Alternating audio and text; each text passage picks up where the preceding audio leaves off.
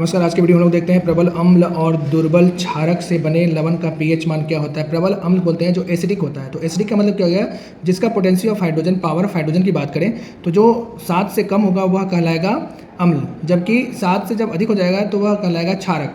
तो दुर्बल क्षारक की बात कर रही है और यहाँ पर प्रबल अम्ल का बात हो रहा है। इसका मतलब दोनों अम्ल एसिडिक के बारे में बात कर रहा है। इसका मतलब हो गया क्या कि 7 से जो कम होगा वह एसिडिक होगा, प्रबल अम्ल बनेगा, और क्षारक 7 से अधिक होगा, जबकि पीएच मान 7 जो हो गया वो उदासीन होता है। बढ़ते अगले प्रश्न की तरफ। अगला प्रश्न क्या कर रहा है, दही में किस प्रकार का अम्ल पाया जाता है। दही में लैक्टिक अम्ल पाया जाता है। राइट, याद रखेंगे, दही में लैक्टिक अम्ल पाया जाएगा।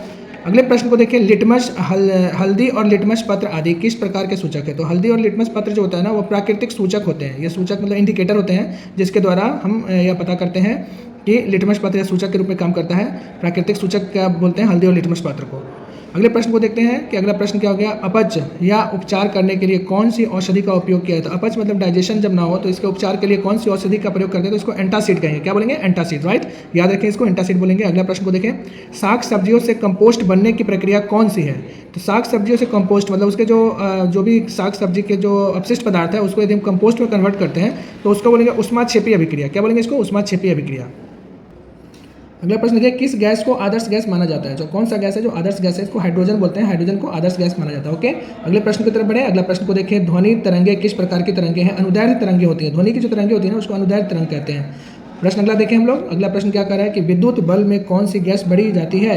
तो विद्युत बल्ब जो होता है ना उसका जो वायर होता है, तार, वो टंगस्टन का बना होता है और उसमें जो गैस भरी जाती है ना वो आर्गन और नाइट्रोजन हो गया। याद रखेंगे, आर्गन और नाइट्रोजन उसमें गैस भरी जाती है। अगले प्रश्न की तरफ बढ़े। अगला प्रश्न हो गया कि विद्युत धारा का एसआई मात्रक क्या है। एम्पियर बोलते हैं इसको, याद रखें, एम्पियर विद्युत धारा का एसआई मात्रक है। अगला प्रश्न देखिए, रेडियो तरंगे की खोज किसने की थी।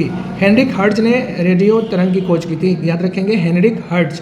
अगले प्रश्न को देखिए, किस प्रकार के दर्पण का उपयोग वाहनों के साइड मिरर के रूप में किया जाता है। उत्तल दर्पण का प्रयोग किया जाता है वाहन के साइड मिरर के रूप में, जो पीछे आती हुई वस्तु को, बड़ा वस्तु को छोटा बना के दिखाता है। यानी कि उत्तल दर्पण के द्वारा बना हुआ प्रतिबिंब वस्तु से छोटा बनेगा और इस तरह से साइड मिरर में इसका उपयोग किया जाता है, जिससे कि आसानी से पीछे आती हुई गाड़ी को देखा जा सकता है।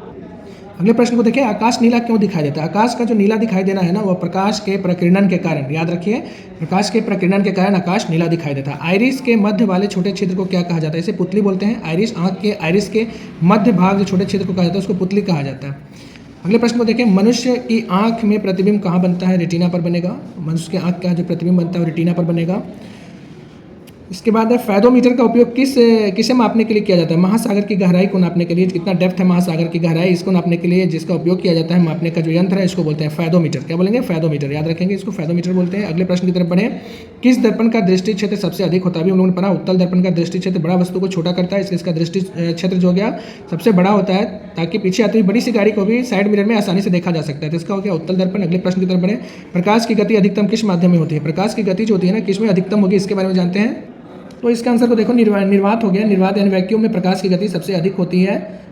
इसके बाद आगे हम देखें, न्यूटन का प्रथम गति नियम क्या कहलाता है। न्यूटन के प्रथम गति नियम को ही जड़त्व का नियम भी कहते हैं। इसको क्या बोलेंगे, जड़त्व का नियम। याद रखें, प्रकाश वर्ष किसकी इकाई है। प्रकाश वर्ष दूरी मापने की इकाई है। जो जितने भी गैलेक्सी है, सूर्य से, चंद्रमा से जो दूरी मापी जाती है पृथ्वी का या कोई भी ब्रह्मांड का, उसको प्रकाश वर्ष से द्वारा मापा जाता है। तो प्रकाश वर्ष दूरी की इकाई है।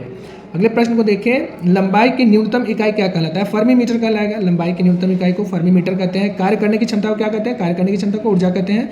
फैरेड किसका मात्रक है। फैरेड जो है ना धारिता की मात्रक है। धारिता जो हो गया ना फैरेड, वह धारिता का मात्रक है। स्पष्ट दृष्टि की न्यूनतम दूरी कितनी होती है। स्पष्ट दृष्टि मतलब जो विजन हो, क्लियर विजन, जिसमें किसी तरह का दृष्टि दोष ना पाया जाए, उसकी न्यूनतम दूरी कितना होगा, इसको देखें। ये हो गया 25 सेंटीमीटर। स्पष्ट दूरी का जो विजन का क्षमता हो गया 25 सेंटीमीटर हो गया। अगला देखिए, समतल दर्पण की वक्रता त्रिज्या कितनी होती है। अनंत। समतल दर्पण की वक्रता त्रिज्या की बात की जाए तो इन्फिनिटिव, अनंत हो जाएगा। लाल रंग का गुलाब हरी रोशनी में कैसा दिखाई देता है, तो यह काला दिखाई देगा। अगला देखें, डायनमो का कार्य क्या है। डायनमो का कार्य है यांत्रिक ऊर्जा को विद्युत ऊर्जा में परिवर्तित करना। यांत्रिक ऊर्जा को विद्युत ऊर्जा में बदलता है डायनमो।